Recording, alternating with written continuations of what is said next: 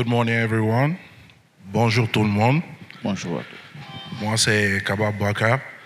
Je suis le conseiller technique du directeur général de l'ARGIPA.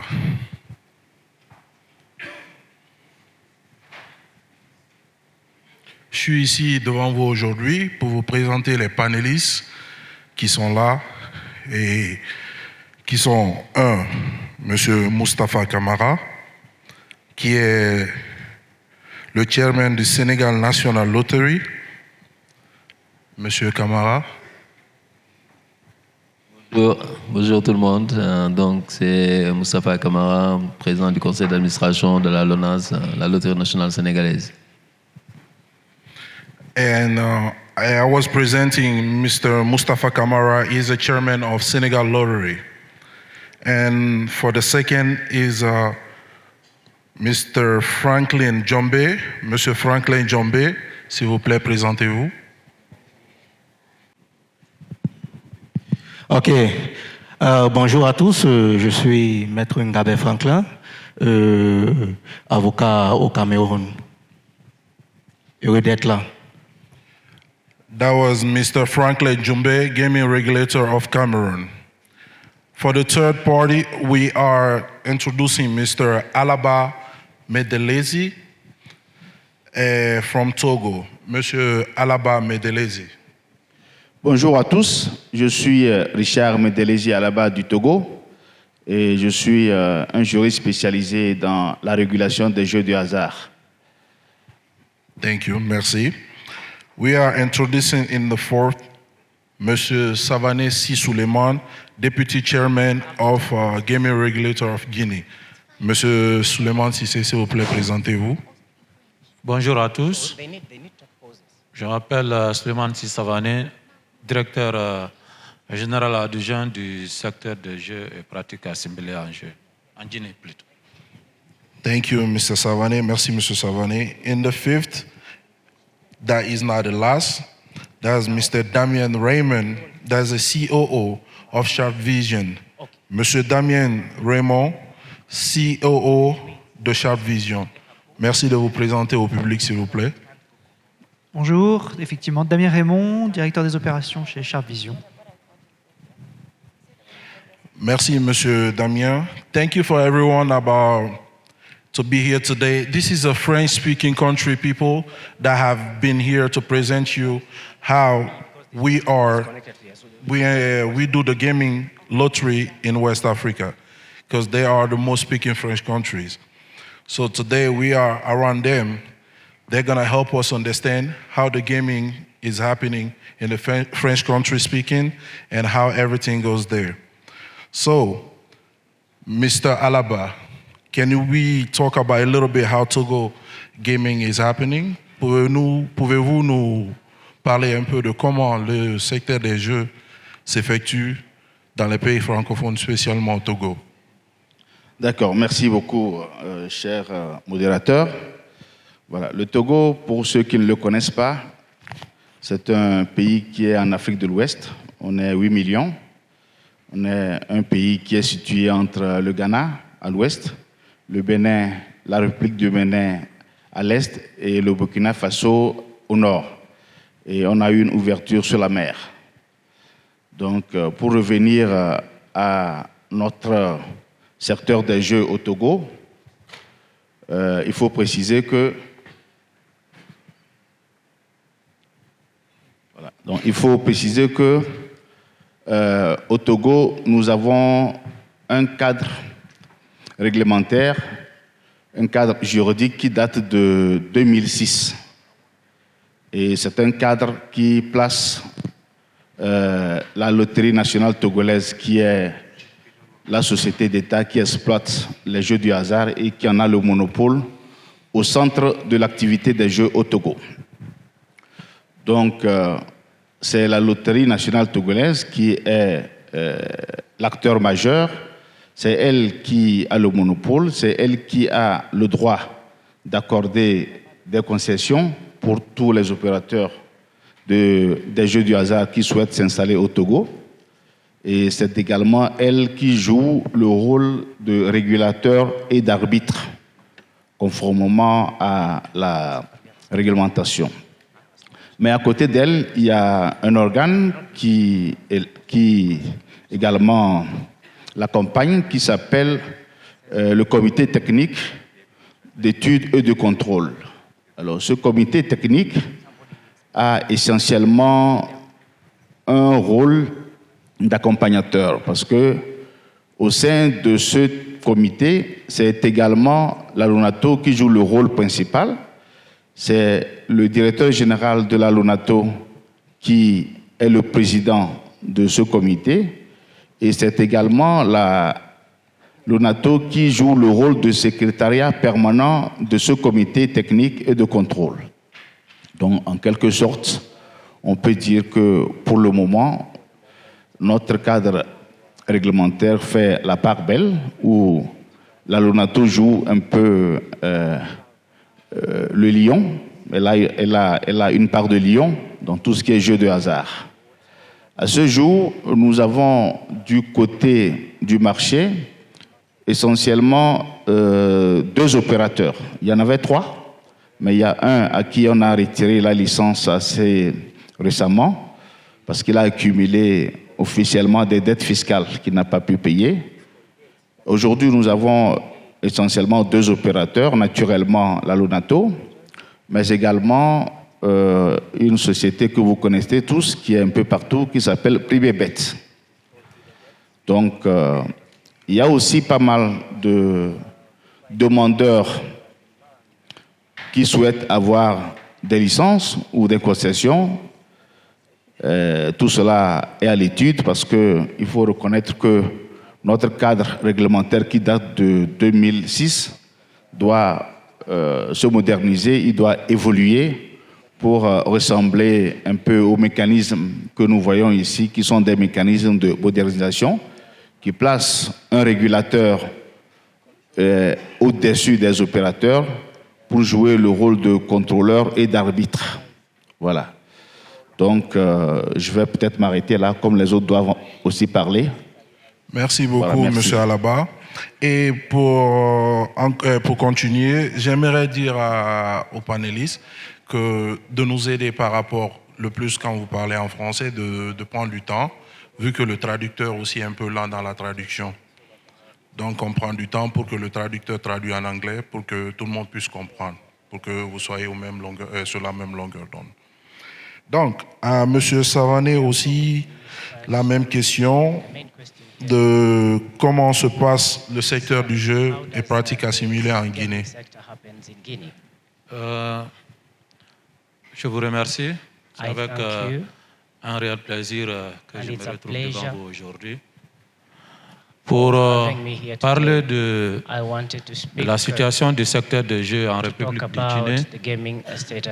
Je vais tout simplement essayer de vous faire juste l'historique du secteur de jeu en République de Guinée. Avant l'événement ici du 5 septembre qui a été concrétisé par le changement de pouvoir de chez nous.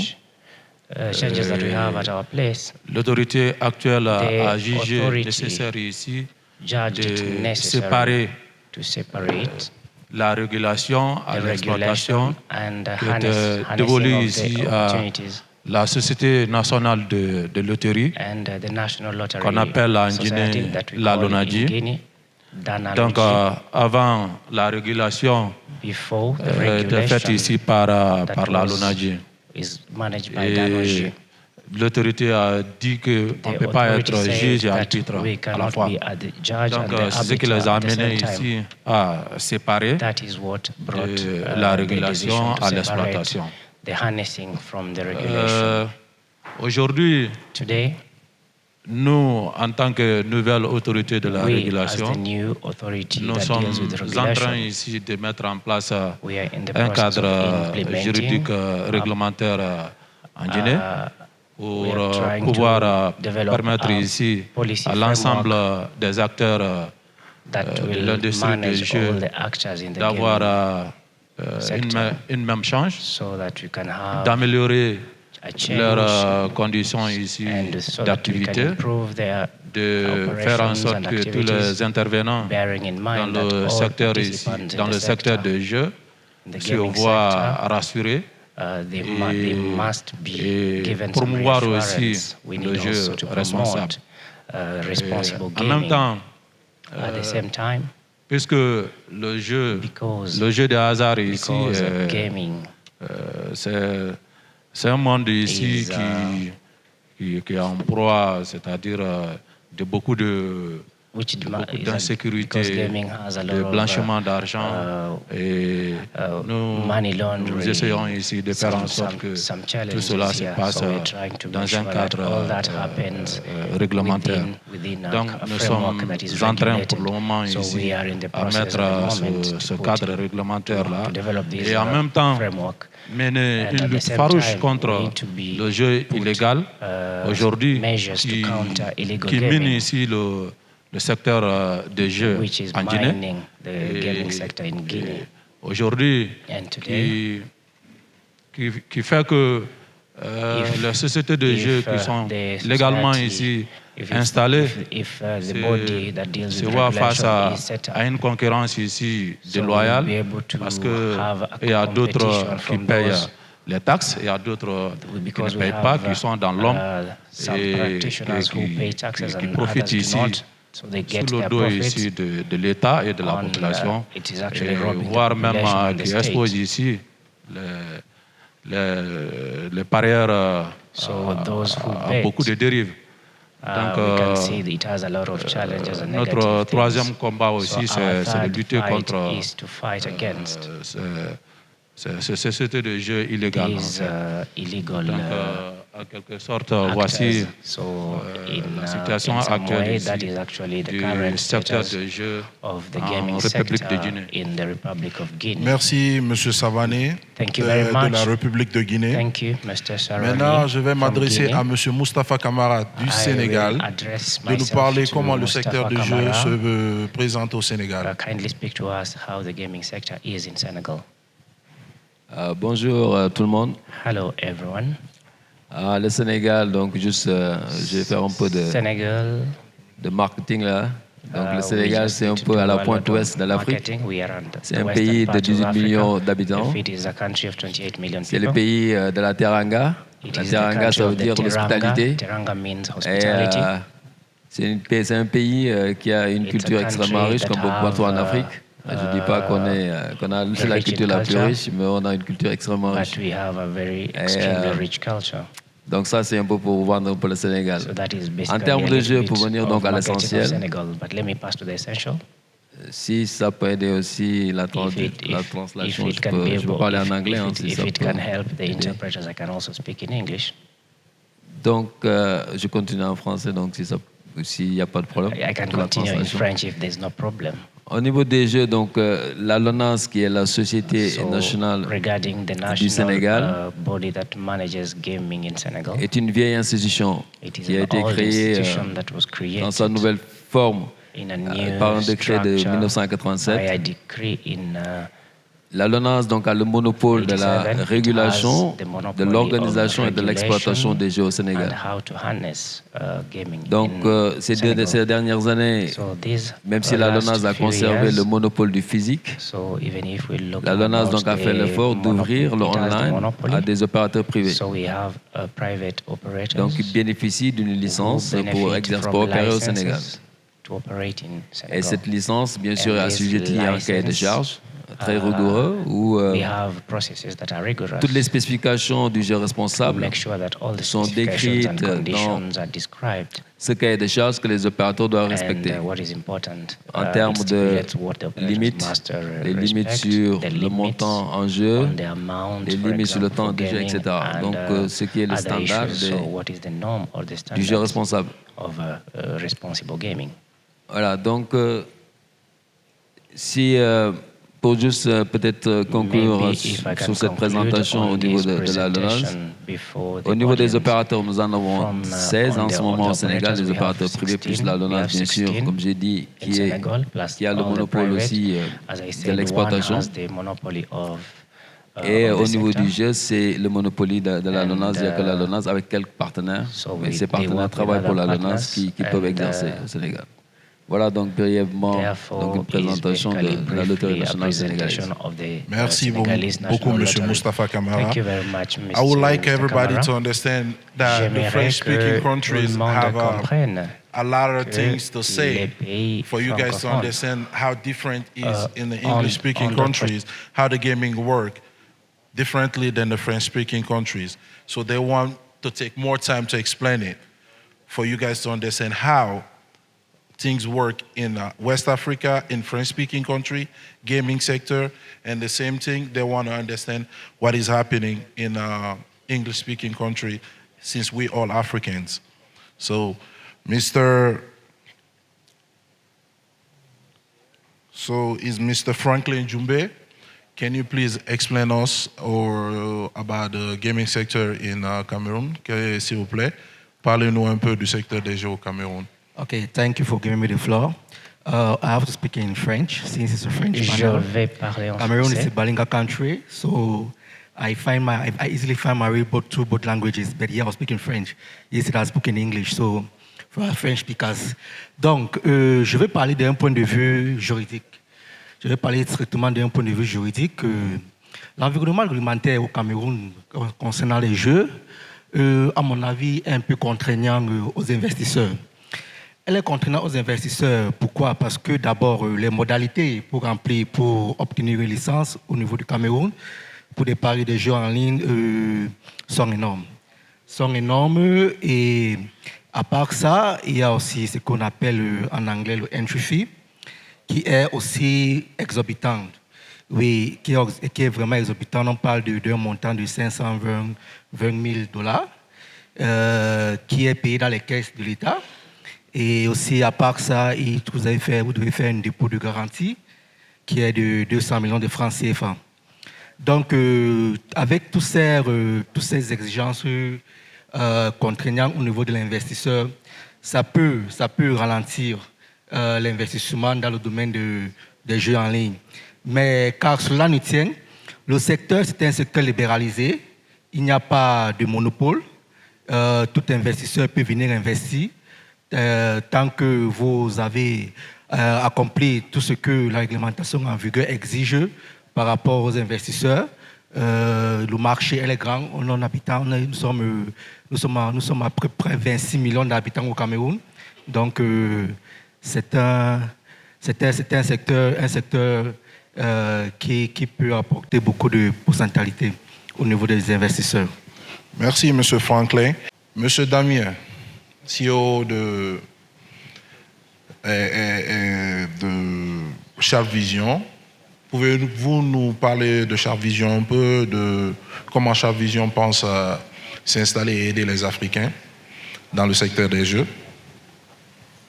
Merci. Je suis très content d'être ici. Je remercie David Moshe de Velex d'avoir organisé l'événement et de me donner l'opportunité d'être sur scène. Sharp Vision est une entreprise française, mais qui a une empreinte en Afrique. Nous avons des bureaux en Guinée, nous avons des bureaux au Bénin. Il n'y a pas de régulateur du Bénin qui est présent sur scène, mais ils sont aussi un pays dynamique. Nous avons aussi de la présence dans les pays anglophones.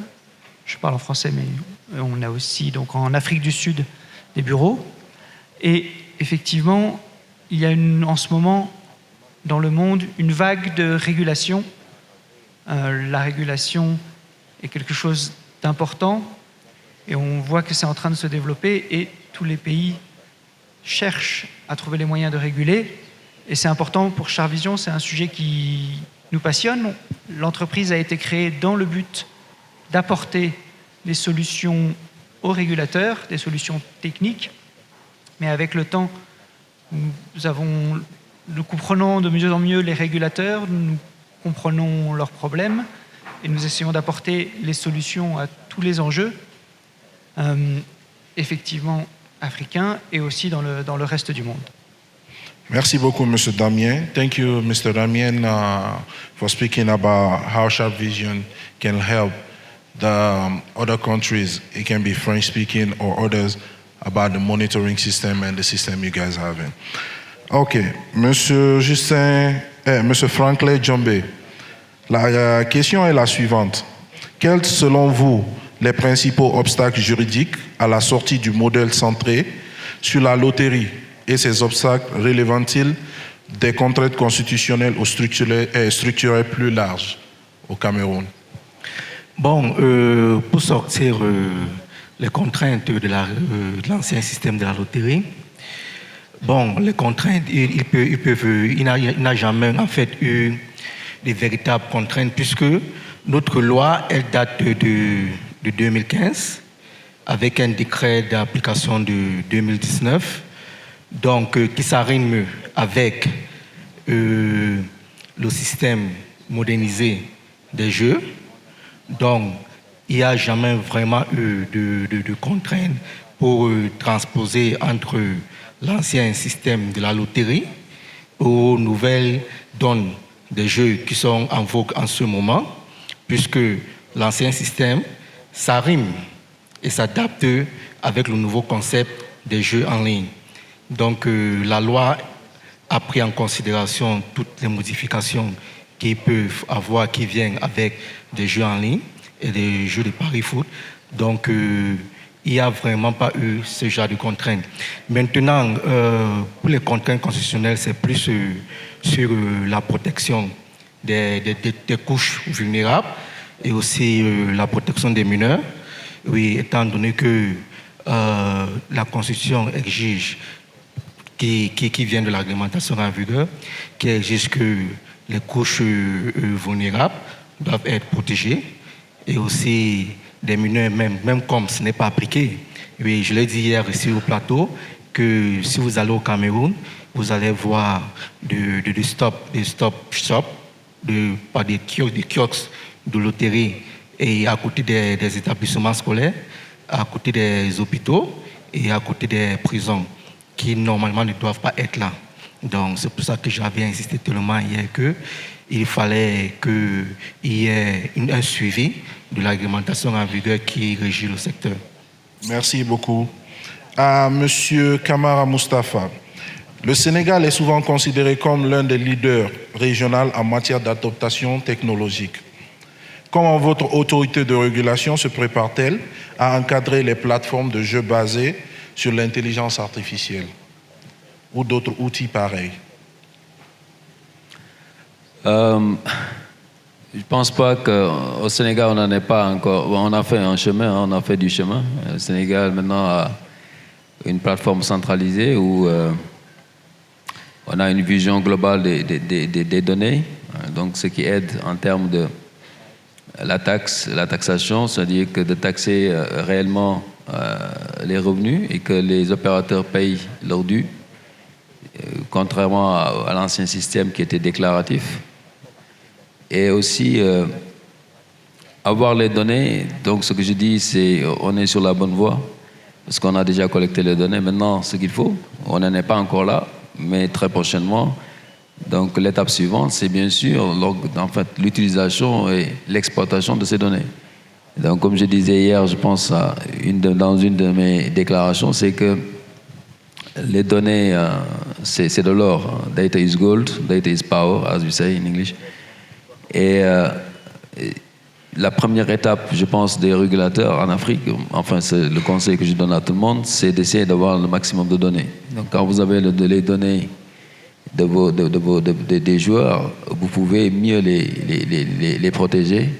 Vous pouvez faire la segmentation, vous pouvez savoir les joueurs qui ont des problèmes d'addiction et vous pouvez derrière engager avec ces joueurs et puis les aider et les orienter vers des centres de traitement.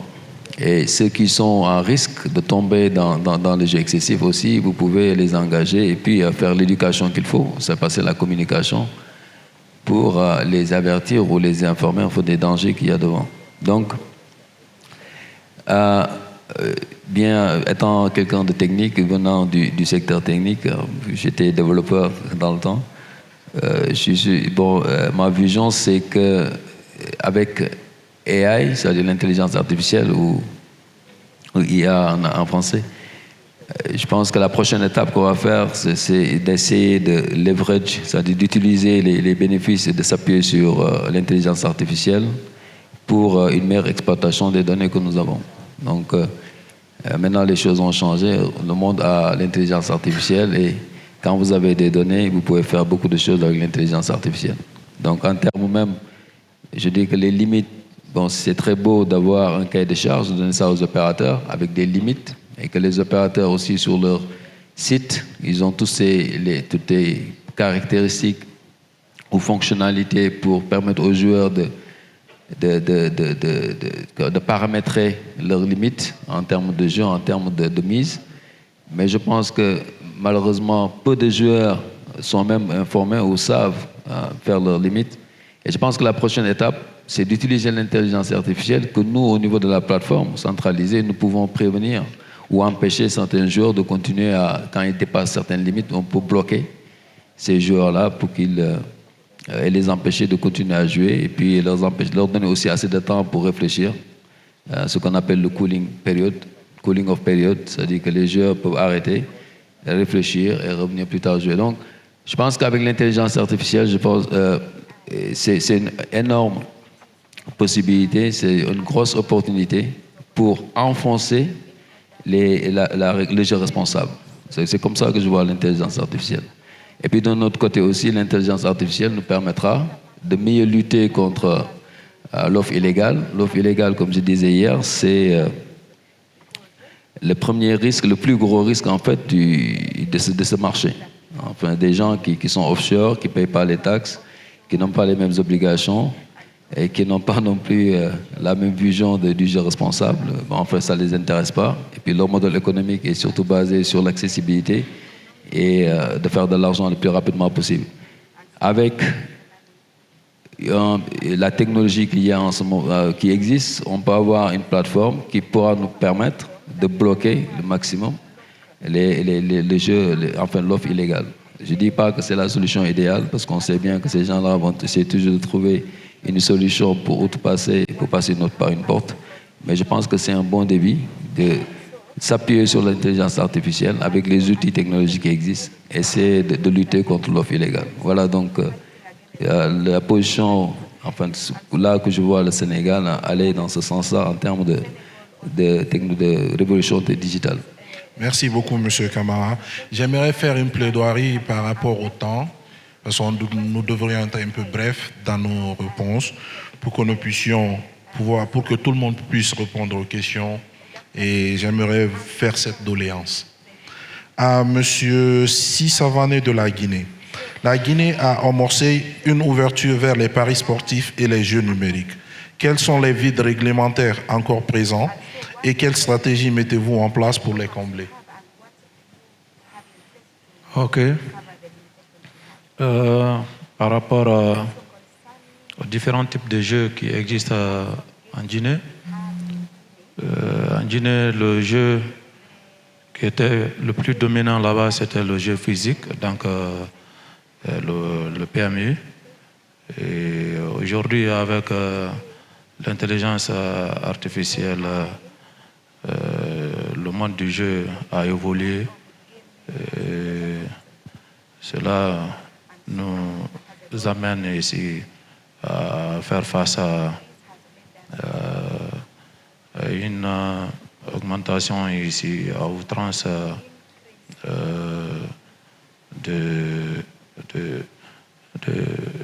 comment je peux dire ça, c'est-à-dire la jeunesse ici c'est beaucoup plus impliquée dans le secteur ici de jeux et ça amène ici à l'exposition ici de la jeunesse vers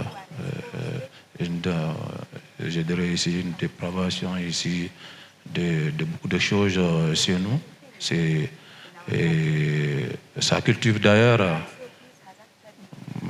beaucoup de délinquance juvénile chez nous qu'il faut très vite ici prendre conscience et corriger. Avant, le jeu physique qui était le PMU, c'était le jeu physique.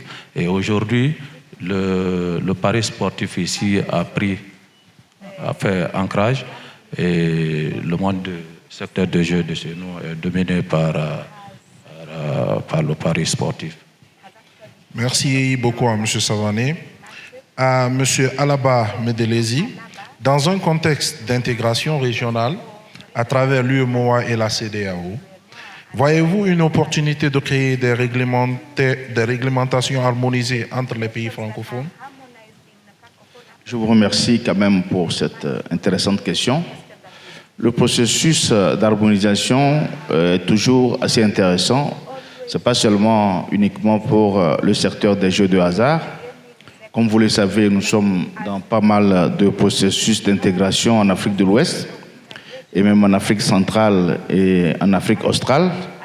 Donc aujourd'hui, les vrais challenges, véritablement, y compris dans le jeu, y compris dans le secteur des jeux, c'est d'arriver à une harmonisation des réglementations pour que tous les pays puissent s'aligner sur le même modèle de réglementation, le même modèle de business, pour qu'il y ait un accompagnement de tous les acteurs, qu'il y ait de la transparence, une protection de tous ceux qui sont un peu ceux qui sont à protéger dans le secteur des jeux. Et ça permettra de définir des objectifs communs pour tous les pays pour qu'on puisse atteindre les mêmes résultats. Donc pour le Togo comme pour tous les pays, nous, surtout les pays francophones, c'est un grand challenge de pouvoir véritablement arriver à suivre le processus d'harmonisation de la réglementation qui a été enclenché. Je pense que hier, il y a Madame Jane, je ne connais pas son nom, qui a parlé de ça essentiellement, et je pense que c'est un défi pour le Togo et comme pour tous les pays de pouvoir arriver à mettre en place cette harmonisation des réglementations. Merci. Merci beaucoup, M. Alaba. Last but not least, M. Damien, Sharp Vision a joué un rôle clé dans la modernisation de la régulation des jeux dans plusieurs pays francophones. Comment envisagez-vous l'évolution des cadres réglementaires au-delà du modèle traditionnel de la loterie nationale pour intégrer les nouveaux formats de jeux? Qu'est-ce que vous y en pensez? Merci, c'est une très bonne question, effectivement. La réglementation doit évoluer et continue d'évoluer.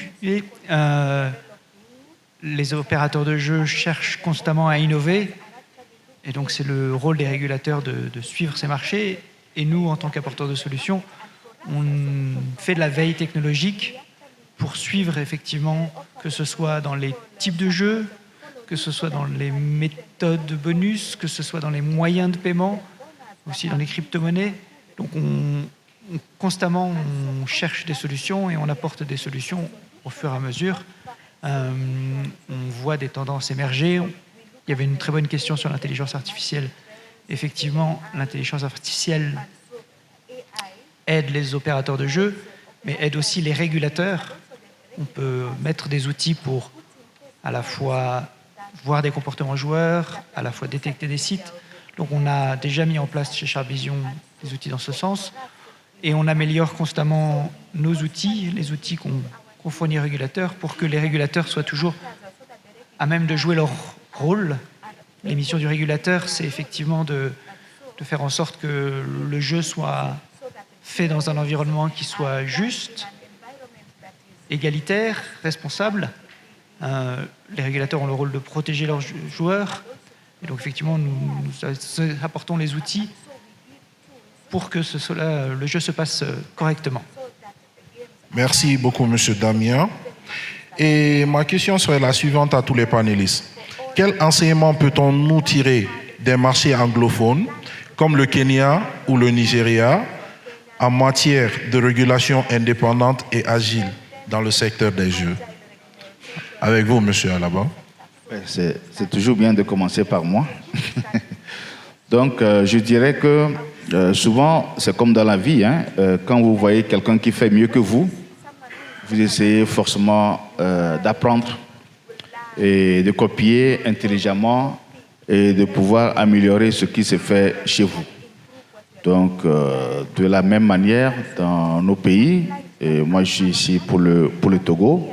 On va essayer de voir la modernisation qui se passe chez les autres dans le secteur, et surtout au Kenya, en Afrique australe, en Afrique de l'Est, ils sont très avancés.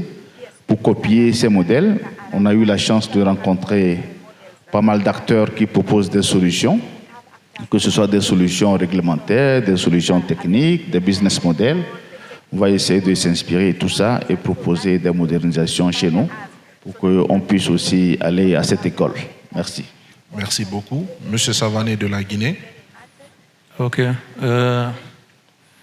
Nous, de notre côté, nous multiplions ici à participer aux différentes conférences, aux différentes rencontres concernant le jeu.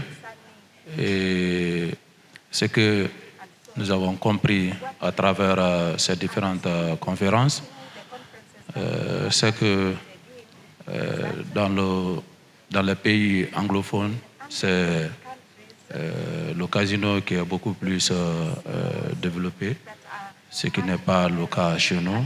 Chez nous, c'est le jeu en ligne, le pari sportif qui est beaucoup plus développé. Donc, à chaque fois que nous faisons le déplacement vers ces pays anglophones, c'est pour apprendre réellement comment ils sont arrivés ici à développer le casino et ensuite comment ils ont pu réglementer ce secteur. Et en même temps, apprendre aussi comment ils arrivent aussi à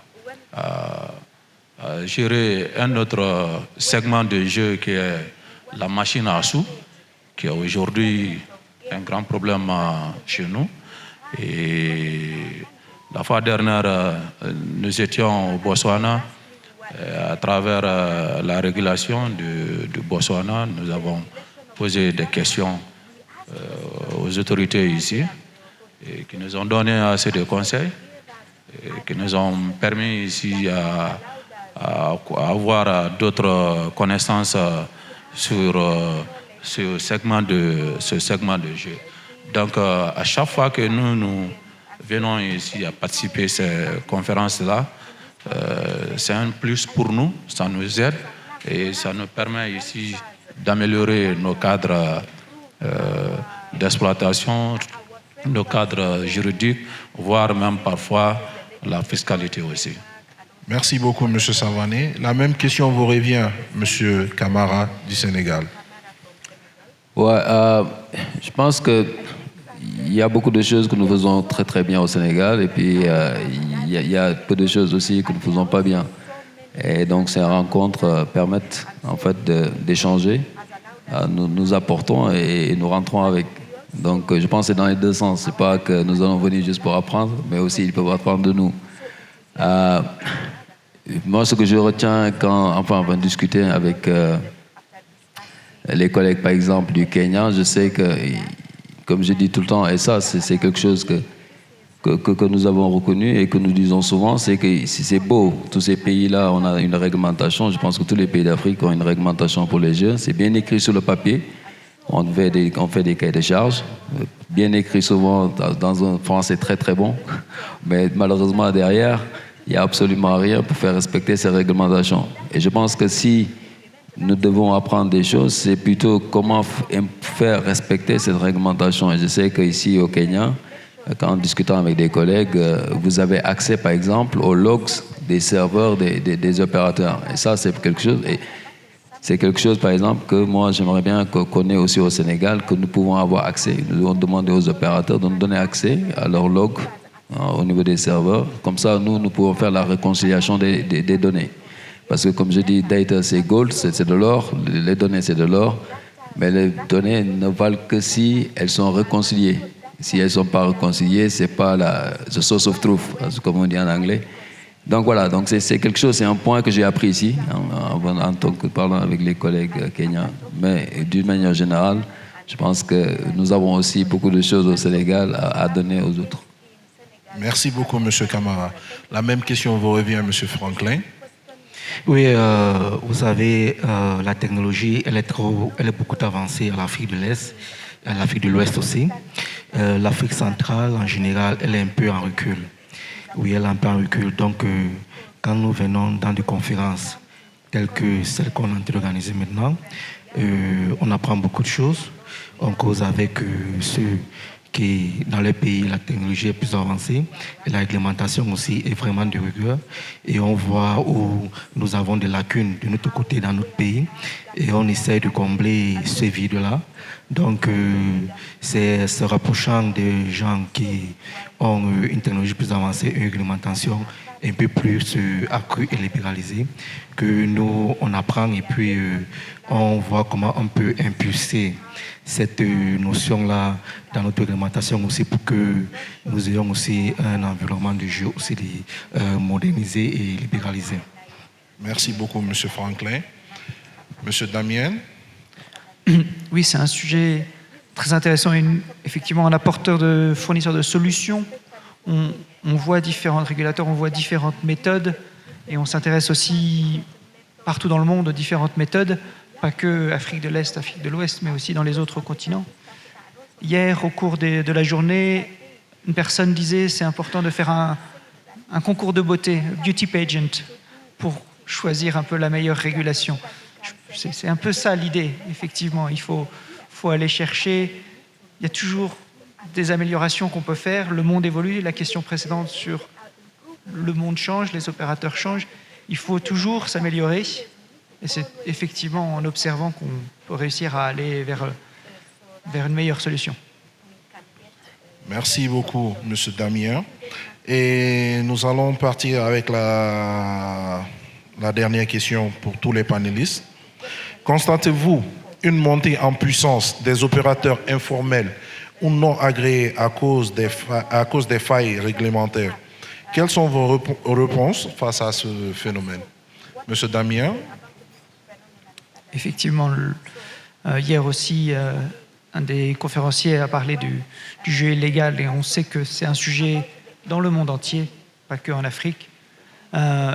Effectivement, il est important de lutter contre la mission de l'État, la mission des régulateurs et de protéger ce joueur. Et pour avoir une politique de jeu, il faut pouvoir interagir avec les opérateurs. Donc vraiment, le jeu illégal est quelque chose qu'il faut combattre. Il y a des outils pour ça. C'est un combat qui est long, mais il faut effectivement agir intensément sur ce sujet et avoir les moyens d'agir. Merci beaucoup. À vous, M. Franck. Oui, comme disait M. Damien, c'est une question où il doit vraiment avoir des mesures pour essayer de limiter le betting illégal. Mais plutôt, par contre, je vais un peu parler du Cameroun. Du Cameroun, vous savez, quand vous ouvrez une plateforme de jeu, vous faites un paiement, vous faites le paiement à travers l'une des entreprises de télécommunications. Donc, il y en a deux qui sont majeures dans le secteur, qui sont majeures dans le marché. Donc, vos paiements sont faits par cette plateforme-là.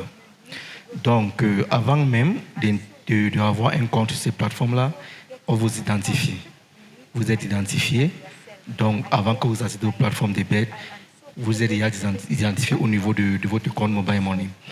Donc, au Cameroun, comme j'en parlais hier avec l'un des participants, je me disais que comme il y a un suivi de ton Mobile Money où tu fais les transactions jusqu'au point où tu fais les paris en ligne, donc c'est un peu, je ne comprenais pas un peu trop où est la malpratique, où est l'informel là-dedans.